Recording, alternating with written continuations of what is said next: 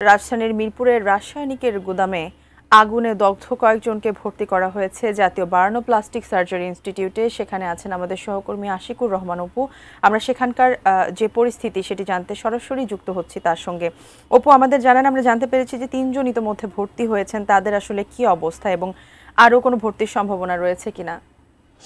এরকম প্রায় প্রতিটি আগুনের ঘটনার পর আসলে আমাদের বার্ন ইউনিটে আসতে হয়।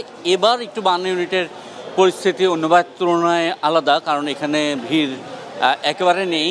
এখন পর্যন্ত আমরা আপনাদের অনেক আগে জানিয়েছিলাম যে ৩ জন পোড়া মানুষ এখানে এসেছেন, যারা মিরপুরে এই ঘটনায় আগুনে পুড়েছেন কিংবা শ্বাসনালীতে ক্ষতিগ্রস্ত হয়েছেন। তবে ৩ জনকেই ডাক্তাররা আশঙ্কা মুক্ত বলেছেন।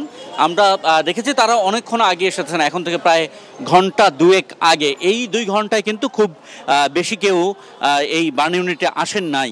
এবং আমরা যেটা টের পাচ্ছি, আপনারা ইতিমধ্যে জেনেছেন যে শিক্ষা ভবনের সামনে একটি জমায়েত শিক্ষকদের আন্দোলন চলছে। সে কারণে এই পুরো অঞ্চলটায় একেবারে ভয়াবহ পরিমাণে যানজট লেগে আছে এবং এই যানজট শুধুমাত্র সচিবালয়, ঢাকা বিশ্ববিদ্যালয় এবং পুরান ঢাকা না, পুরো ঢাকা শহরে ক্রমে ছড়িয়ে পড়ছে। ফলে এখনও যদি মিরপুর থেকে আহত কেউ উদ্ধার হয়ে এই বার্ন ইউনিটে আসতে চান, তাকে অনেকটা সময় নিয়ে আসতে হবে এবং রাস্তায় যে পরিমাণ যানজটে বার্ন ইউনিটে আসতেই হয়তো খারাপ কিছু হয়ে যাবে। তবে 3 জন যারা এসেছেন তারা বেশ ভালো আছেন এখন, এটা অন্তত বলা যায়। তারা প্রাথমিক চিকিৎসা দেওয়া হয়েছে, তাদেরকে আশঙ্কামুক্ত ঘোষণা করা হয়েছে।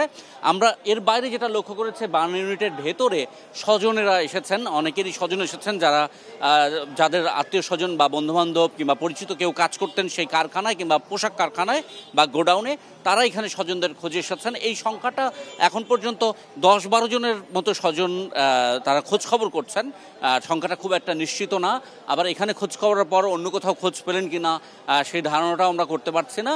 আমরা দেখেছি অন্য কারখানার একজন মালিকও এসেছেন, তিনি এই কারখানায় তার লোক পাঠিয়েছিলেন, তার কর্মী, সেই কর্মীকে খুঁজতে এসেছেন এবং একজন ভাই তার বোনকে খুঁজতে এসেছেন। ছবিসহ স্বজনেরাও বার্ন ইউনিটে আসছেন, তবে সেই সংখ্যাটাও খুবই কম। আমরা যেটা ধারণা করছি এবং সাব্বিরের কাছ থেকে যেমনটা জেনেছেন যে যেখানে যারা ভেতরে থেকে ক্ষতিগ্রস্ত হয়েছেন তারা হয়তো সব কিছুর ঊর্ধ্বে এখন পর্যন্ত যে কয়টি মরদেহ পাওয়ার খবর জানা গেছে, এর বাইরে সংখ্যাটা যদি বাড়ে তারা সেই তালিকায় চলে গেছেন এবং আহত হয়ে উদ্ধার হয়ে যারা বাঁচতে পারেন এমন 3 জন এসেছেন। বাকিদের আসলে কি অবস্থা এখনও জানা যায়নি, সংখ্যাটা নিশ্চিত না। ফলে বার্ন ইউনিটে ডাক্তাররা প্রস্তুত আছে এবং টেবিল প্রস্তুত আছে এখানে এমার্জেন্সি যে কোনো রেসপন্ডের জন্য, কিন্তু এখন পর্যন্ত সেই 3 জনের পর আর কোনো রোগী মিরপুর থেকে আসেনি।